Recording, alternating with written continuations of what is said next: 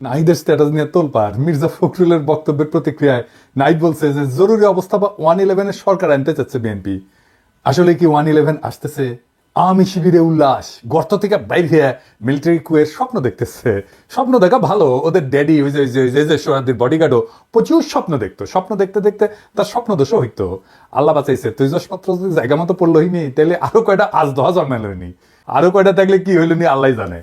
আমি নিজেও কইছি যে ওয়াকার কি সিসির মতো সরকার বানাইতে চায়। তাই অনেকের মনে হইতে পারে দাদাই তো কইছিল, তাহলে হইতেছেটা কি। কয়দিন আগে না দাদা কইলেন যে 75-এর সাথে মিল আছে, ছাত্ররা কোণঠাসা হইয়া যাইতে পারে। ছাত্ররা কিঞ্চিত কোণঠাসা হয়েছে, কথা সত্য। কিন্তু আমি এটাও মনে করি ছাত্ররা রাইট স্ট্র্যাটেজি নিলে এই অবস্থা থেকে উত্তরণ সম্ভব। প্রথমে আমরা কুয়ের বা জরুরি অবস্থার সম্ভাবনার কথা নিয়ে ভাবি। তার আগে একটা জিনিস বইলেনি, সেটা হইতেছে যে রাজনীতিতে প্রিএমটিভ মেজার বলে কিছু কথা আছে, মানে আগে থাকতেই একটা ব্যবস্থা নেওয়া।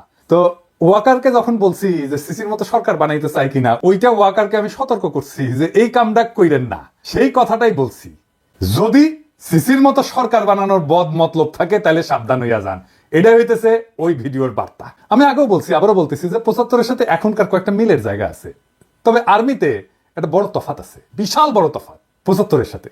75-এ আর্মির একটা ছোট অংশ বিপ্লব করছিল, আর বিপ্লবের পরে শেখ মুজিব জয় বাংলা হয়ে যাওয়ার পরে জনগণ মাঠে নেমে আসা ওই বিপ্লবী শক্তিকে অভিষিক্ত করছিল।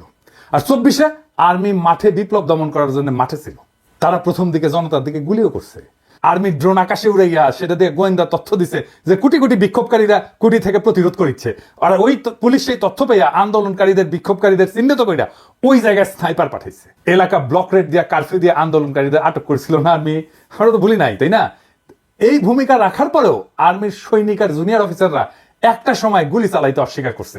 সেটা হইতেছে 5ই আগস্ট সকালে। এই যে হাসিনার আজ্ঞাসনা থেকে শুরু কইরা গুলি চালাইতে অস্বীকার করা, এটাকেই বলে বিপ্লবী রূপান্তর। আর্মির এই সেকশন মানে জুনিয়র অফিসার আর সৈনিক লেভেলে একটা বিপ্লবী রূপান্তর ঘটিছে। এই আর্মি হাসিনার আর্মি না, এই আর্মি জনগণের আর্মি, জনতার আকাঙ্ক্ষার সাথে থাকা এক গণমানুষের বাহিনী, এক গণবাহিনী। এটা আমি আর্মিকে তেল দেওয়ার জন্য বলতেছি না। আপনারা যারা 5ই আগস্টের রাস্তায় ছিলেন তারা জানেন যে এই আর্মি জনতার পক্ষ হইয়া হাসিনার পুলিশের বিরুদ্ধে, ছাত্রলীগ যুবলীগের গুন্ডাদের বিরুদ্ধে গুলি ছুটতেছে। আর্মি হাসিনার শাসনের খুঁটির বিরুদ্ধে দাঁড়াইছে। আর্মি হাসিনার শাসন, হাসিনার ছায়া থেকে বাইর হয়ে আসছে। এটাই রূপান্তর। তার অস্ত্রের নল ঘুরে গেছে শাসকের দিকে।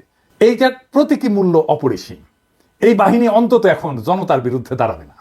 তারপরেও বলা যায় না, কু করতে তো বেশি লোক লাগে না। 111-এর সময় তো কু করেছিল 10-12 জন নাকি শুনেছি। তাই আমি বলতেছি না কু হওয়ার সম্ভাবনা শূন্য, হইলেও হইতে পারে।